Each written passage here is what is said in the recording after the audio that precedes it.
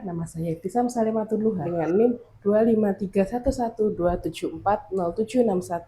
Mahasiswa PPQ dalam Jabatan Kemenak Batch 4 tahun 2025-2026. Program studi Bimbingan dan Konseling di LPTK Universitas Negeri Malang. Pada hari ini, saya akan melaksanakan praktek pembelajaran dalam rangka penilaian uji kinerja di NTSN 2 Jombang dengan judul materi Cara Kerja Otak Kiri dan Otak Kanan.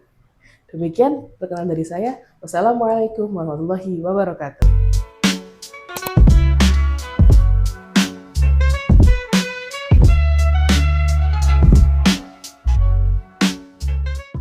Assalamualaikum warahmatullahi wabarakatuh. Waalaikumsalam warahmatullahi wabarakatuh. Gimana kabarnya, Dok? Sehat? Alhamdulillah sehat. Oke, setelah pertemuan minggu lalu kita membahas tentang manajemen waktu. Sekarang kita membahas tentang cara kerja atau kinerja dari otak kiri dan otak kanan. Sebelumnya, saya akan menyampaikan tujuan materi kita hari ini, yaitu tentang cara kerja otak kiri dan otak kanan. Tujuannya adalah memiliki pemahaman. Jadi sampai nanti semua setelah selesai pembelajaran ini akan memiliki pemahaman tentang perbedaan fungsi, cara memanfaatkan, cara mengembangkan perbedaan otak kiri dan otak kanan. Itu juga akan kita pelajari pada hari ini. Tujuan khususnya peserta didik dapat memahami tentang pengertian otak, memahami tentang bagian-bagian otak, perbedaan fungsi-fungsi otak, baik otak kanan ataupun otak kiri, dan bagaimana cara membuat atau mengembangkan kapasitas otak kita supaya bisa jadi lebih baik. Bagaimana? Sudah siap? Ya. Sebelum mulai pembelajaran, mari kita berdoa bersama. Berdoa, mulai. Bismillahirrahmanirrahim. Raditu billahi rabba wa bil islami dina wa bi Muhammadin nabiyya wa rasulah. Rabbi zidni ilma warzuqni fahma. amin Ya Rabbal Alamin. Oke. Sebelum kita masuk ke pembelajaran, kita akan main-main dulu. Bisa dimatikan?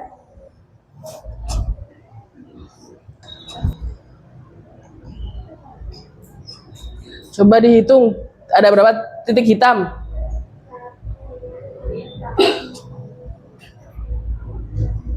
45 45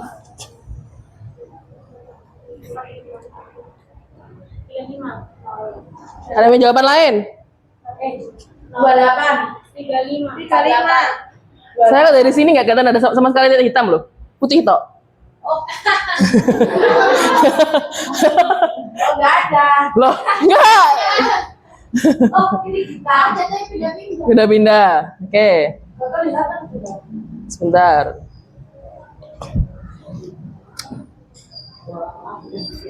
Nah ini, apa yang sampai lihat?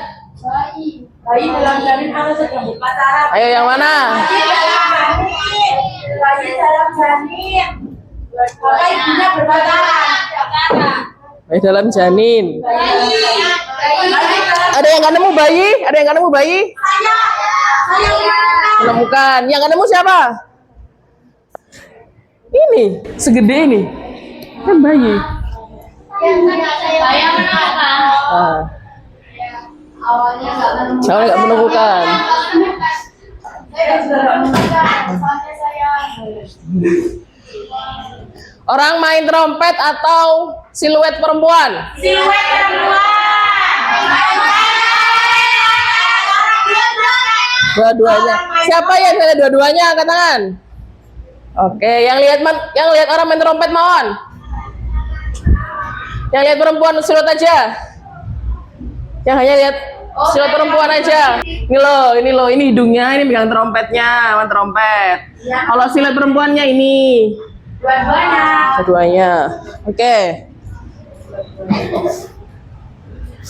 Wajah orang Indian atau orang Eskimo? Orang Eskimo sama orang India. Indian. Oh, Bukan India, Indian. Eskimo. Eskimo. Kita ada orangnya juga. Di balik telinga. Bukan balik telinga. Coba perhatikan lagi. Mana yang orang India, yang orang Eskimo? Eskimo. Eskimo. Tahu orang Eskimo toh? Orang Eskimo tuh orang yang di itu loh, hidup di hawa salju, yang pakai tebal, jaket tebal, yang hidup di kutub utara, kutub selatan. Orang India. Iku lo. Sing di. Iku aja. Kalau yang segede ini semua ini tuh orang Indian. Orang Eskimonya mana? Ini kepalanya hadap sana, jadi di punggungnya, tangannya, ini kakinya. Jadi membelakangi gini. Apa? Gak bisa membayangkan. Ini kepalanya. Dia membungkuk. Memunggungi. Jadi punggungnya orang Eskimo. Bisa dapat dua-duanya? Bisa. Bisa. Oh iya. Tahu. Wow. Kelinci atau bebek? Dua-duanya. Dua-duanya. Dua-duanya. Siapa yang belum nemu kelinci? Yang nggak ada kelinci di sini? Yang nggak nemu kelinci di sini? Yang nggak nemu bebek? Oke. Kalau bebek itu yang hadap sini, ini paruhnya bebek. Tapi kalau POV yang berbeda, ini telinganya kelinci. Jadi lihatnya harus miring. Gimana? Lihatnya miring. Jadi ini tuh telinganya kelinci. Jadi rusak. Oh ini kakak. Kepala kuda atau katak?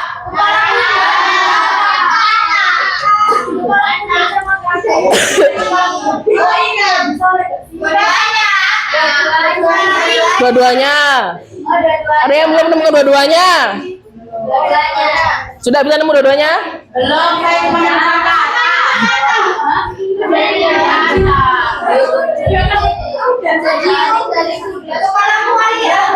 Kepalanya kewalian, miring.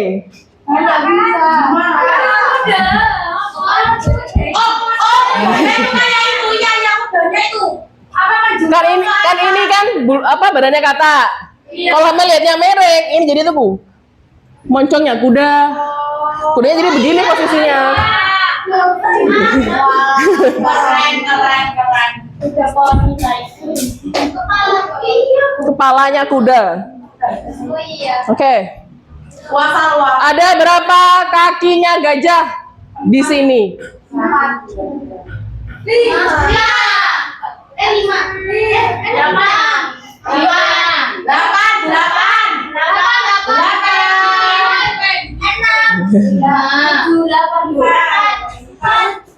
Berapa? 5.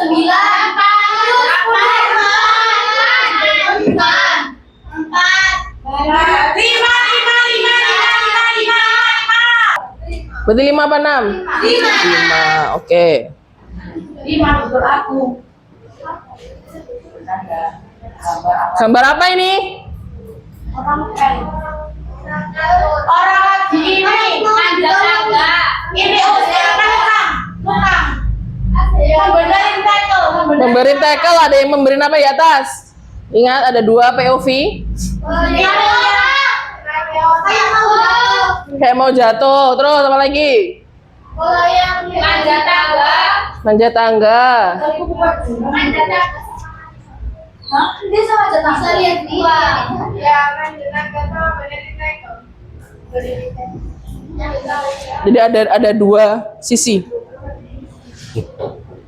Ada berapa jumlah bujur sangkar? 9. Sangkar itu Yang itu persegi. 9. 9 apa 10? 10.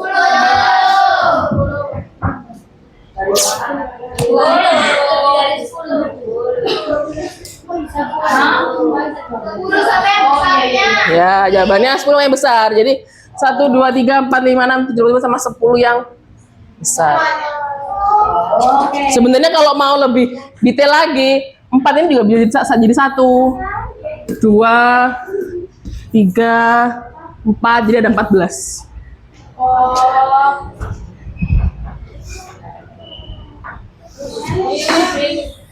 Paralel atau bertingkat, horizontal atau vertikal. Aslinya horizontal tapi dari vertikal. Kok bisa bergerak ya Ustazah?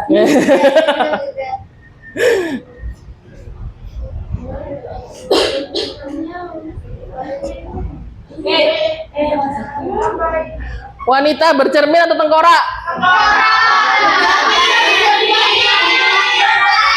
Dua-duanya. Ada yang belum nemu dua-duanya? Wanita bercermin. Ini kan besar tengkorak. Ini wanita bercermin. Ini bayangan bercerminnya.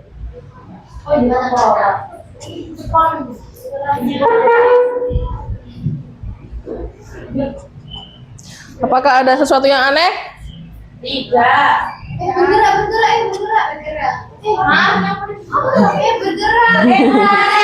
Ini siapa? Bunganya bergerak ini. Bunganya bergerak. Bergerak. Bisa bukan bergerak. Iya, gerak. Ini juga gerak. Bukan gerak Ustazah, sama gelembung. Iya, bergelombang. Iya, gelambang. Itu tadi adalah yang namanya dengan paradigma atau POV. Jadi sekarang sebelum kita belajar, kita menyamakan dulu POV, menyamakan paradigma, bahwa yang hari ini kita pelajari adalah tentang cara kerja otak kiri dan otak kanan. Otak manusia, bisa dibaca nggih? Otak adalah organ yang luar biasa, pusat kendali utama. Jadi semua yang digerakkan, baik dari hal sepele, kedipan mata, gerakan tangan, gerakan kaki, mengingat, ngomong, itu semua berhubungan dengan otak. Yang mengatur itu semuanya adalah otak kita.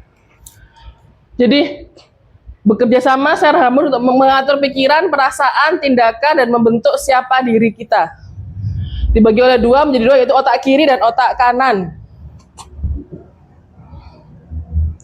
Fungsi otak kiri sering disebut sebagai otak logis karena dominasinya dalam proses informasi, logika dan analisis. Jadi anak-anak yang terbiasa atau menggunakan otak kiri lebih sering itu biasanya mengatur penalaran, analisis data, pemecahan masalah, bahasa matematika. Itu adalah anak-anak dengan menggunakan otak kiri. Siapa yang relate dengan otak kiri? Ada yang suka dengan hal matematis, analisis. Itu anak-anak dengan otak kiri yang lebih banyak dipakai. Kalau otak kanan sebaliknya, kreativitas, imajinasi, seni musik, perasaan, intuisi, itu otak kanan. Jadi kalau anak yang hobinya gambar, suka musik, terus imajinasinya tinggi, itu banyak menggunakan atau dominan di otak kanan. Biasanya itu seimbang. Kalau otak kiri cenderung memproses informasi langkah demi langkah. Kalau otak kanan itu biasanya melihat gambaran besar, mengumumkan ide-ide. Jadi kalau orangnya dengan dominan otak kiri itu detail. Kalau ngurusi sesuatu atau ada apa, kalau otak kanan itu yang penting selesai, yang penting secara gamblang jadi. Bagaimana otak kanan, otak kiri bekerja sama, berbicara. Otak kiri mengolah kata-kata, otak kanan menangkap intonasi, emosi, dan konteks. Makanya kenapa kalau berbicara atau berkomunikasi lewat teks, entah itu lewat chat, WA, atau apapun itu, kita nggak bisa merasakan emosinya karena tidak ada kerjasama antara otak kiri dan otak kanan. Kalau menggambar, otak kanan membayangkan bentuk keseluruhan, sementara otak kiri mengatur detail, garis, dan proporsi. Misalnya gambar rumah, otak kanan yang menggambar rumah, terus atap, pintu, dan sebagainya. Kalau otak kiri yang menjelaskan bahwa ada pintunya, ada lubangnya, jendelanya ada 2, itu jadi bentuk kolaborasi antara kiri dan kanan. Kalau memecahkan masalah, otak kiri itu menganalisis data, memakai data secara logis. Kalau otak kanan memberikan ide-ide kreatif dan solusinya. Kalau mendengarkan musik, otak kiri menganalisis not dan ritme, jadi menganalisis nadanya, musiknya. Kalau yang otak kiri mendengarkan secara emosinya. Cara melatih otak kiri dengan belajar matematik, belajar sains, belajar hitung-hitungan, membaca buku dan menulis, memecahkan teka-teki logika atau catur. Siapa yang di sini suka main catur? Ini ada yang tangan. Jadi dia lebih cenderung ke otak kiri. Kalau yang otak kanan, melukis, menggambar, membuat kerajinan, bermain musik atau menari. Biasanya anak-anak yang dominan otak kanan itu tidak bisa fokus mendengarkan. Mesti ada guru menjelaskan, coret-coret, gambar-gambar, entah di kertas, entah di meja. Itu adalah anak-anak yang otak kanan karena harus ada yang dikerjakan sambil menangkap informasi berikutnya. Dampak ketidakseimbangan otak. Kalau terlalu dominan otak kiri, kurang kreatif, inovatif.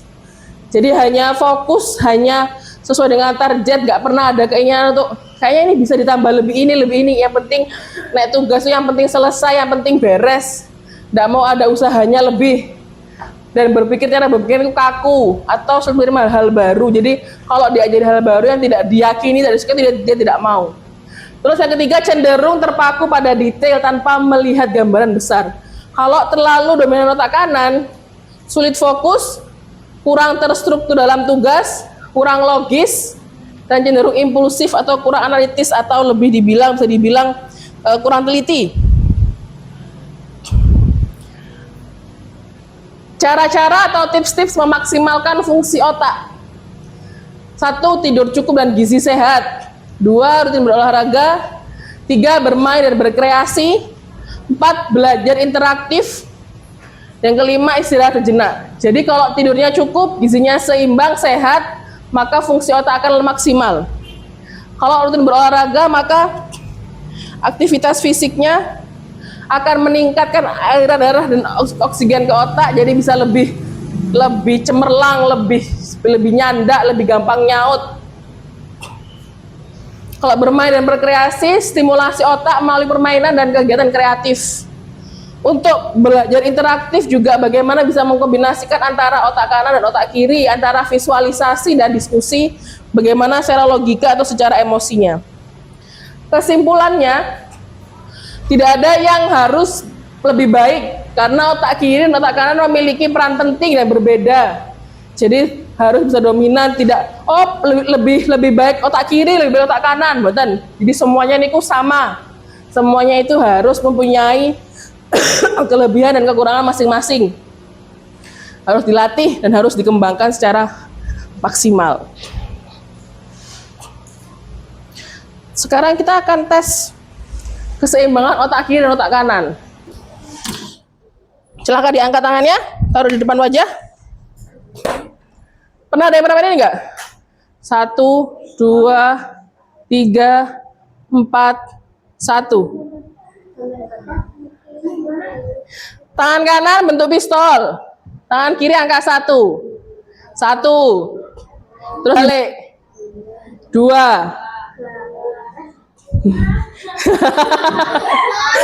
3. 4. Kembali ke 1.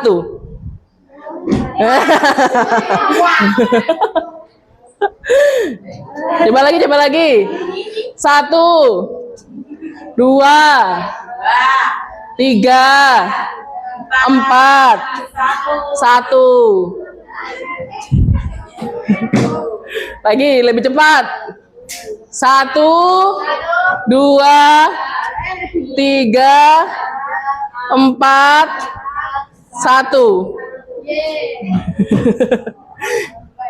Itu salah satu cara biasanya untuk membuka atau menimbulkan konsentrasi.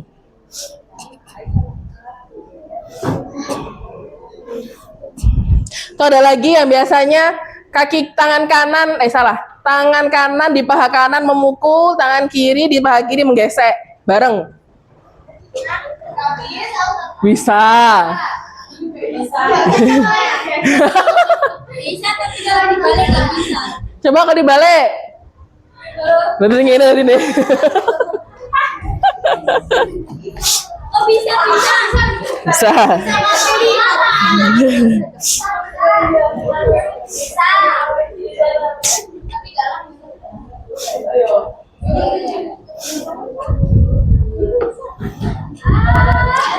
silakan bentuk kelompok 4 atau 5 anak.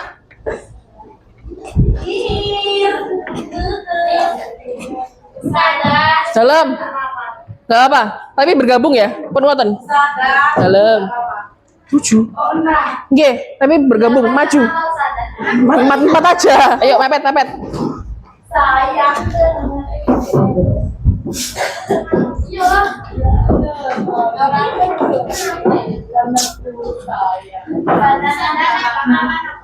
Dalam. Gak apa, pokoknya maju merapat.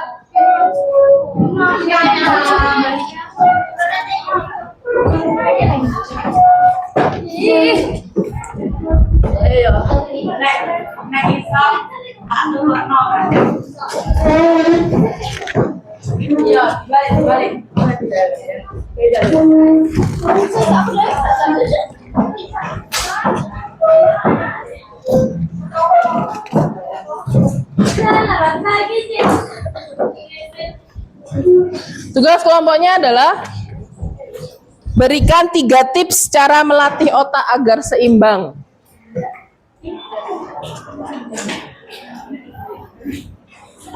Berikan 3 tips cara melatih otak agar seimbang. Kedua, bagaimana cara kelompok kalian menyamakan fungsi otak kanan dan kiri? Menurut pendapat kelompok kalian masing-masing. Cara menurut kelompok kalian menyeimbangkan antara otak kanan dan otak kiri. Biasanya kalau ditambahin 1 nomor berarti lebih bagus ya. Boleh.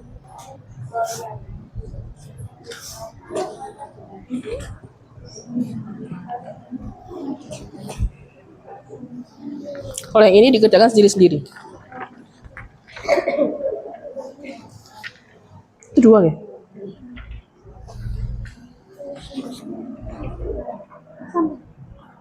Sambut. Ini dikerjakan sendiri-sendiri. Bagaimana cara menurut kelompok kamu menyeimbangkan antara otak kanan dan otak kiri? 2. Kalau yang ini dikerjakan sendiri-sendiri.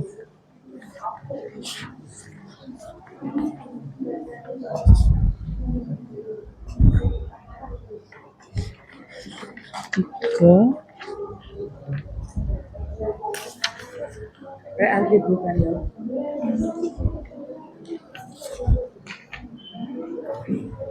Permisi.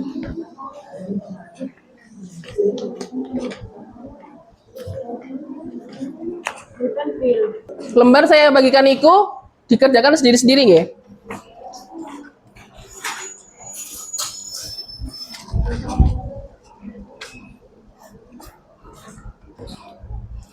Untuk yang lembar individu niku boleh, kalau mau suka dua-duanya, Mama sampai rasa dua-duanya, ya dua-duanya nggak apa centang.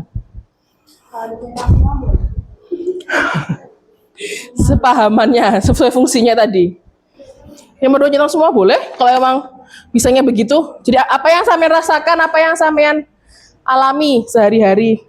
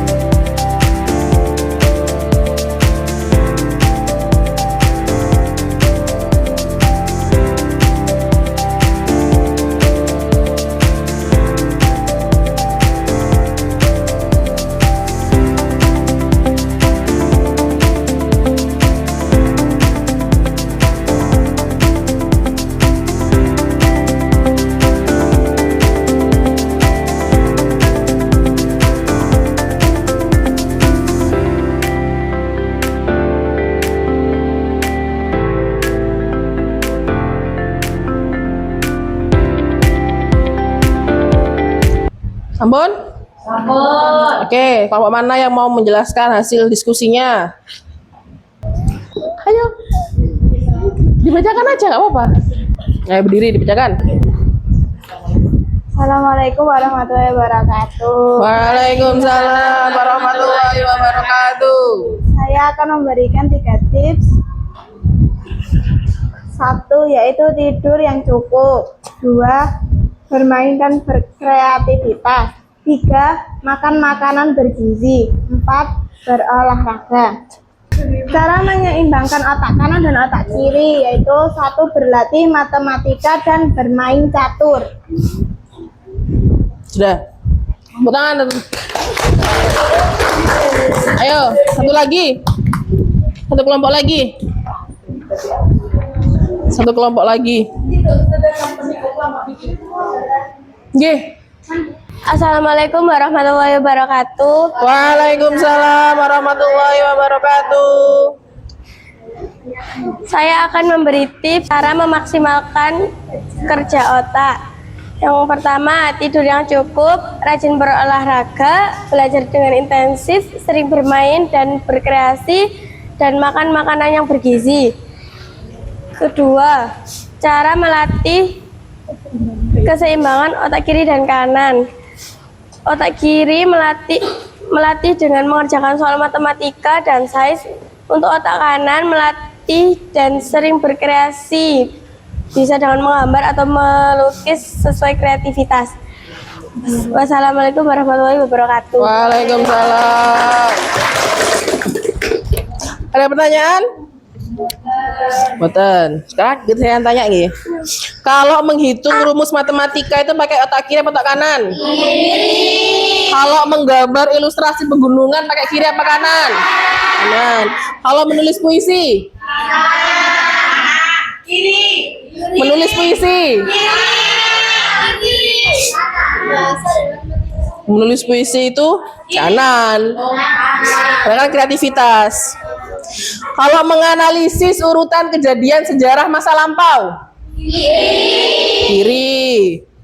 Kalau mengingat wajah daripada namanya? Ayo, yang tadi yang secara keseluruhan, secara holistik tadi apa? Kanan, karena secara visual. Jadi ingat wajahnya tapi lupa namanya. Terus berbicara di depan umum, kanan apa kiri?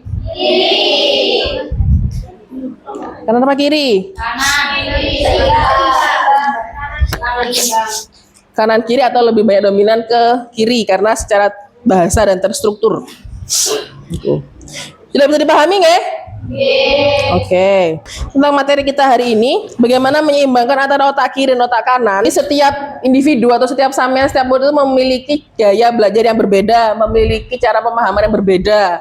Jadi bukan berarti ketika sampean akhirnya harus siap dengan mempunyai banyak teman, mempunyai banyak cara berpikir. Jangan berarti ketika iki jelas tuh gak iso gak paham, berarti arek iki kok gak iso. BODO, boten. Jadi karena dominan kiri dan kanan sangat berpengaruh pada proses pembelajaran sehari-hari, akhirnya bagaimana kita bisa berarti arek iki tuh ketika wayai matematika ditinggal turu, ketika wayai seni ditinggal aktif dia, berarti memang dia dominan otak kanan. Ketika sampean juga lebih suka hitung-hitungan daripada harus menghafal, itu juga bagaimana kita bisa membuat bukan menjadi masalah yang besar. Jadi bukan menjadi suatu problem besar, bukan menjadi suatu masalah yang terlalu heboh. Bagaimana kita bisa menyamakan persepsi bahwa setiap orang itu ada yang kanan, ada yang kiri, ada yang bang, ada yang lebih dominan kanan, ada yang kiri, itu tidak dijadikan masalah. Jadi harus bisa menerima keunikan dari masing-masing, baik diri sendiri ataupun orang lain. Untuk materi minggu depan, kita akan membahas tentang gaya belajar. Jadi setelah kita sama-sama memahami bahwa otak kiri dan otak kanan itu sudah berbeda, maka minggu depan kita akan membahas tentang cara gaya belajar. Ada yang gaya belajar itu hanya mendengarkan, sudah paham. Ada yang gaya belajar harus ditulis. Itu akan kita bahas di pertemuan yang akan datang. Sebelum kita akhiri pertemuan ini, mari kita berdoa bersama-sama. Berdoa, mulai. Bismillahirrahmanirrahim. Wal asri innal insana lafi khusrin illa alladziina amanu وعملوا الصالحات وتواصوا بالحق وتواصوا بالصبر سبحانك اللهم وبحمدك أشهد أن لا إله إلا أنت أستغفرك وأتوب إليك. Matur nuwun, terima kasih. Papunten. Assalamualaikum warahmatullahi wabarakatuh. Waalaikumsalam.